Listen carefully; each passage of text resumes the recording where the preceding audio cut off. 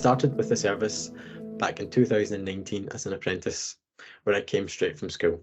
When I was coming to the end of my time in high school, I was considering a couple of different options, including going to university or a multitude of different apprenticeships. One of these was the NHS Greater Glasgow and Clyde Estates programme, which stood out to me from the very beginning because I wasn't fully sure and didn't understand what was involved in the maintenance and upkeep of hospitals and the service to keep it running every day of the year.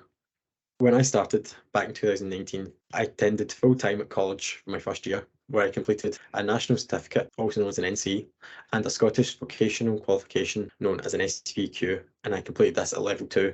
Both of these courses were in engineering systems. For my second and third years, I was back on site with hands-on training 4 days a week, with 1 day of day release at college, where I completed a higher national certificate known as a HNC in engineering systems. For my final year, I was full-time back on site at the hospital, where I completed the rest of my hands-on training and additional NHS training required for my role.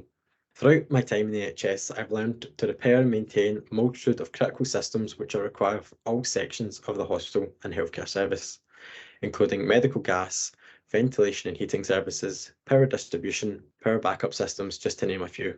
But I've also learned to become more confident in what I do and more confident as a person.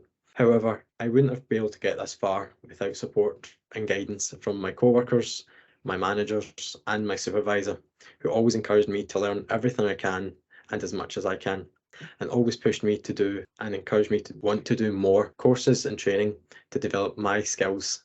I have now completed my apprenticeship, and I've continued my learning and development by undertaking additional training courses and training programmes.